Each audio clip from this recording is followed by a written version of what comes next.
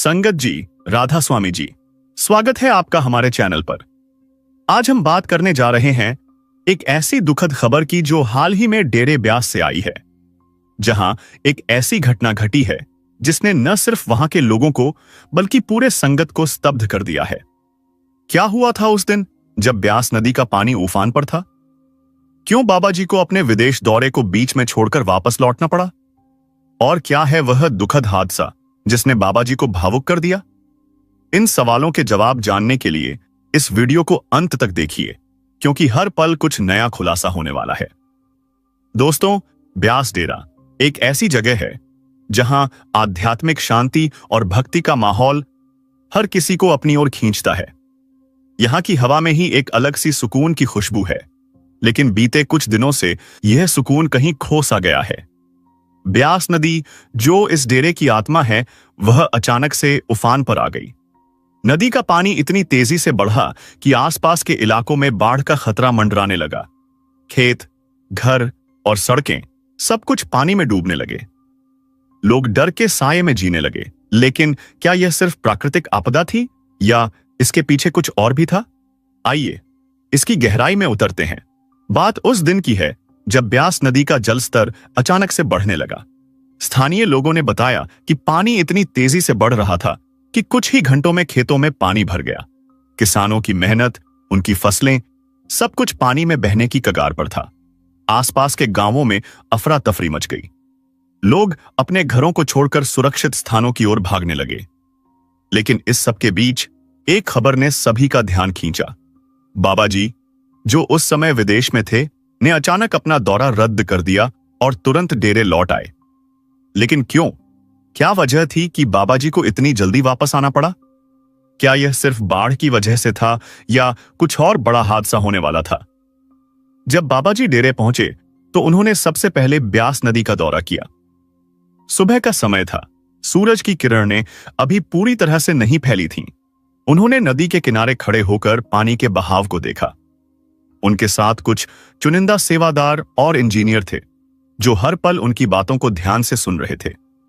बाबा जी ने नदी के आसपास की सड़कों का जायजा लिया, खासकर उस नई सड़क का जो हाल ही में बनाई गई थी। क्या उस सड़क में कोई कमी थी? क्या वह सड़क बाढ़ की वजह से क्षतिग्रस्त हो रही थी? ये सवाल हर किसी के मन में थे, लेकिन जवाब सिर्फ बाबा जी के पास थे। बाबा जी ने करीब 40 मिनट तक नदी के किनारे का मुआयना किया। उन्होंने उस जगह को भी देखा जहां संगत अपने प्रियजनों की याद में फूल बहाती है। वहां का दृश्य देखकर बाबा जी का चेहरा और गंभीर हो गया। क्या वहां कुछ ऐसा था जिसने बाबा जी को भावुक कर दिया? क्या यह सिर्फ बाढ़ की वजह से था या इसके पीछे कोई गहरी बात थी?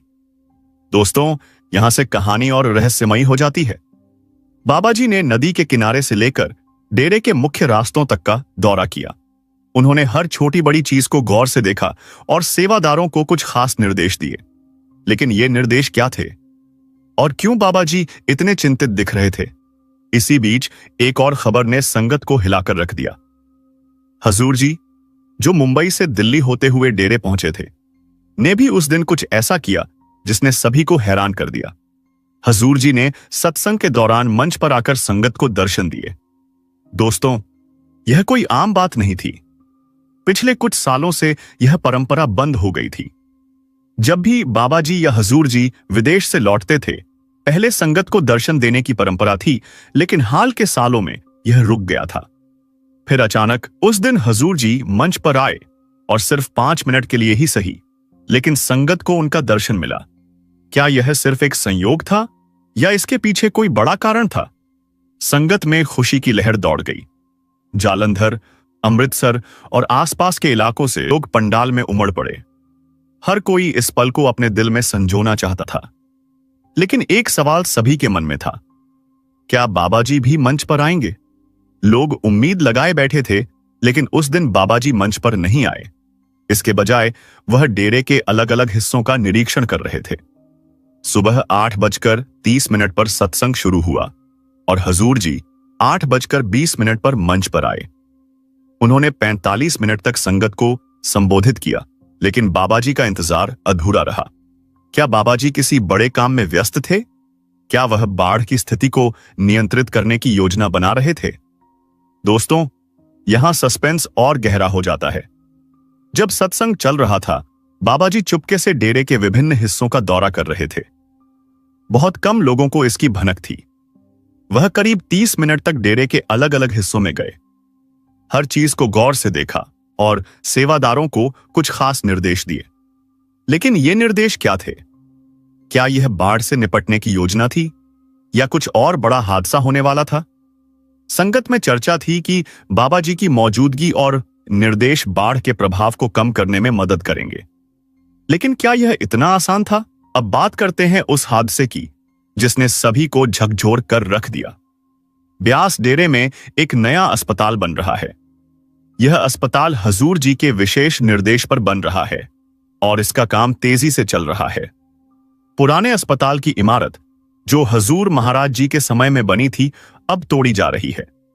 नई इमारत आधुनिक डिजाइन के साथ बन रही है, जिसमें जगह का बेहतर उपयोग किया जा रहा है।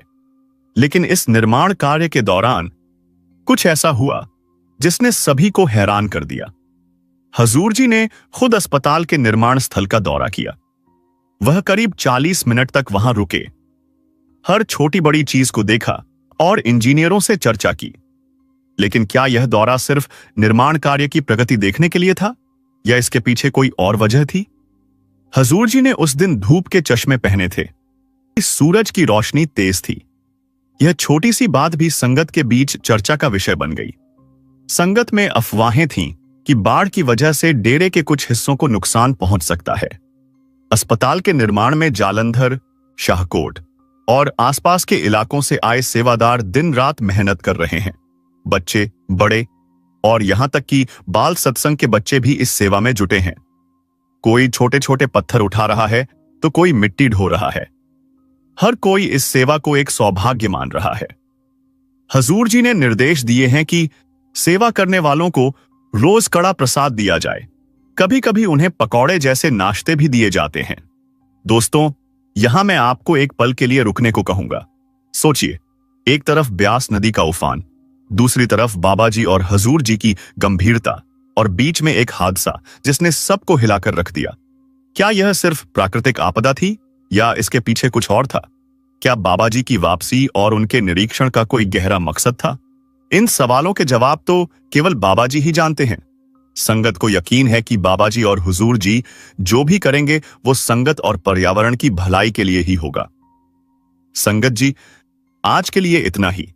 अगर आपको इस वीडियो से कुछ नया जानने को मिला हो तो इस वीडियो को लाइक जरूर कीजिएगा और ऐसे ही और भी वीडियोस के लिए इस चैनल को सब्सक्राइब जरूर कर लीजिएगा। बाकी जाते जाते कमेंट में राधा स्वामी जी जरूर लिखिएगा। राधा स्वामी जी।